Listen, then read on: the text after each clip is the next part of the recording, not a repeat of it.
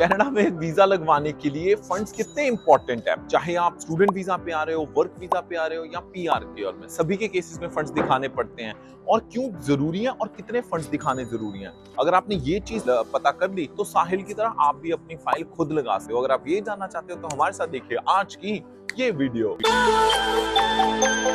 check Johnny Hans।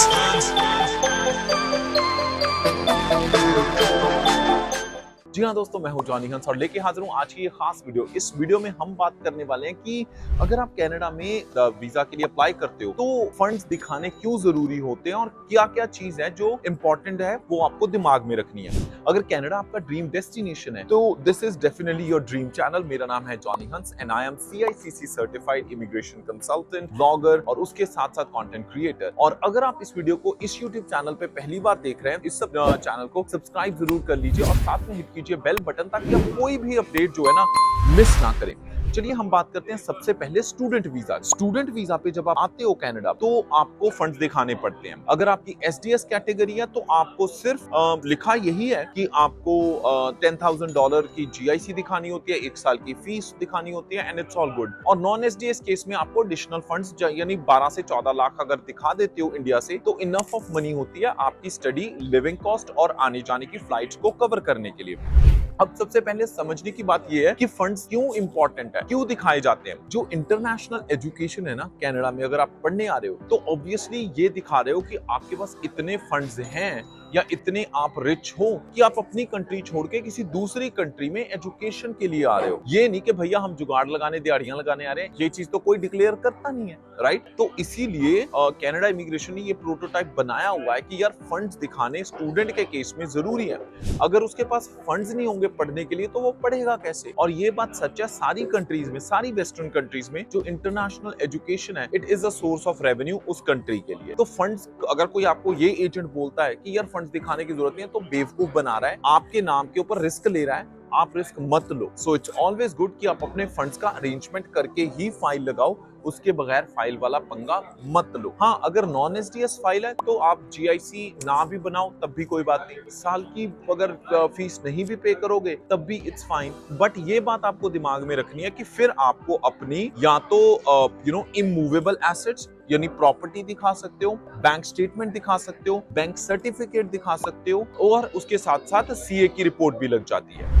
अब बात ये है कि अब एक और चीज कि अगर आप सोचो कि यार मैं तो स्टूडेंट हूं तो मेरे पास तो इतने फंड्स है नहीं, मैं कहां से फंड्स दिखा दूं, या मेरे मम्मी डैडी के पास इतने फंड्स नहीं है वो कैसे दिखा दे। तो just to let you know, जरूरी नहीं है जब आप स्टूडेंट वीजा पे आ रहे हो कि फंड्स जो हैं आपके माँ बाप के या आप ही के होने चाहिए। आपके अंकल भी आपके फंड्स दिखा सकते हैं, आपके रिश्तेदारों में से कोई भी बंदा आपकी स्टडी के फंड्स दिखा सकता है। उन्होंने कौन सा पैसे निकाल के दे देने, उन्होंने सिर्फ शो करने होते कि हाँ भी उनके पास इतने फंड्स हैं कि वो आपकी स्टडी को स्पॉन्सर कर सकते हैं। अगर आप ये भी दिखा सकते हो तो बात बन जाती है। और मान लीजिए आपके फादर किसी कंपनी में काम कर रहे हैं जिनके साथ उनकी बहुत अच्छी क्रेडिबिलिटी है, तो अगर वो कंपनी भी लेटर दे देती है कि वो आपकी स्टडी स्पॉन्सर करने के लिए तैयार है, then still it's a great asset. और ऐसे सक्सेसफुल वीजास आए हैं, ऐसे और भी बहुत सारे हैक्स होते हैं जो कई बार आपको नहीं पता। और अगर आपके कोई चैलेंज है और आप स्टूडेंट वीजा लगवाना चाहते हैं तो आप हमारी टीम को कॉन्टैक्ट कर सकते हैं। बहुत ही सिंपल प्रोसेस है, हमें ईमेल कर दीजिए apply@checkcheckservices.com। हमारी टीम बेस्ड है यहाँ पे मॉन्ट्रियल में, उसके साथ साथ नॉर्थ में और उसके साथ साथ इंडिया में भी। तो आप कभी भी हमें कांटेक्ट इन सारी लोकेशंस पे कर सकते हैं। और अगर सिंपल तरीका है, वीडियो के डिस्क्रिप्शन में हमने फॉर्म दे रखा है, उस फॉर्म को भी आप फिल कर सकते हैं। There is no problem whatsoever. अब बात करते हैं कि वर्क वीजा के केस में। वर्क वीजा के केस में भी फंड्स दिखाने पड़ते हैं।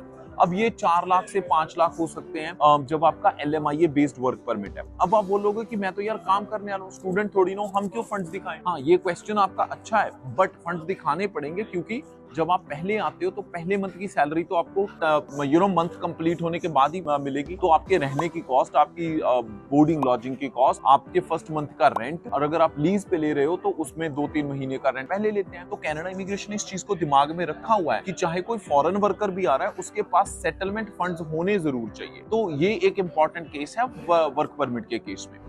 अब तीसरा केस आ जाता है PR का केस। PR के केस में भी जब आपकी एक्सप्रेस एंट्री की फाइल लगती है और आपको अपनी फाइल पुट अप करनी होती है, then still you have to prove you have enough of funds for yourself, अपनी वाइफ और आपके हस्बैंड के लिए, या अगर आपके बच्चे साथ में आ रहे हैं, उन सबके सेटलमेंट फंड्स आपको अमाउंट बना के दिखाना पड़ता है। और जब आप कोर्ट पे भी आते हो तो तब भी आपसे पूछा जा सकता है कि if you have enough of financial resources to settle down in Canada. तो ये सारी चीजें इंपॉर्टेंट है। जो आपको ये कहते हैं कि बिना पैसों के भी हो जाएगा, जो आपको ये दिखाते हैं कि फंड्स दिखाने की जरूरत नहीं है, हम लोन करवा देते हैं, ये वो बेवकूफ बनाते हैं, उन जैसे फ्रॉड लोगों से बचने की कोशिश कीजिए टू मेक श्योर कि आप अपना प्रोसेस सही फॉलो करिए। इनफैक्ट अगर आप चाहते हैं, canada.ca पे सारी इंफॉर्मेशन दे रखी होती है, तो आपको जरूरी नहीं कि किसी कंसल्टिंग टीम को आपने हायर करना है, बट अगर करना है तो उनकी क्रेडिबिलिटी CICC की वेबसाइट पे जाके आप चेक कर सकते हैं and then you can apply for it. फिर भी अगर आपने कनाडा का वीजा अप्लाई करना है, चाहे आपने स्टूडेंट वीजा अप्लाई करना है, वर्क वीजा LMIA बेस्ड, या फिर आपने PR अप्लाई करनी है, या फिर अपने spousal open work permit apply करना है, या फिर आपकी फैमिली में से किसी ने टूरिस्ट वीजा अप्लाई क्यों ना करना हो, तो आप पूरी इंफॉर्मेशन canada.ca पे चेक कर सकते हैं। अगर आप हमारी टीम से इंफॉर्मेशन लेना चाहते हैं तो वीडियो की डिस्क्रिप्शन में हमने सारी ईमेल्स दे रखी हैं, आप हमारे साथ कांटेक्ट कर सकते हैं। इंस्टाग्राम जॉनी हंस कनाडा, उसके साथ यूट्यूब चैनल पे कमेंट्स छोड़ सकते हैं, या फिर हमें ईमेल कर सकते हैं किसी भी तरह की इमिग्रेशन सर्विसेज के लिए apply@checkcheckservices.com या फिर apply@studybuddycanada.com। और किस तरह के टॉपिक्स हैं जिनके ऊपर आप चाहते हैं कि हम आपके लिए वीडियोस लेके आए, हमें बताइएगा जरूर अपने कमेंट्स के थ्रू। उसी के साथ हमारे इंस्टाग्राम लाइव और यूट्यूब लाइव पे भी आप हमारे लाइव आके क्वेश्चन आंसर्स पूछ सकते हैं। चलिए फिलहाल मैं इजाजत देता हूँ, मेरी चाय ठंडी हो रही है। हंसते मुस्कुराते रहो जी, रब राखा।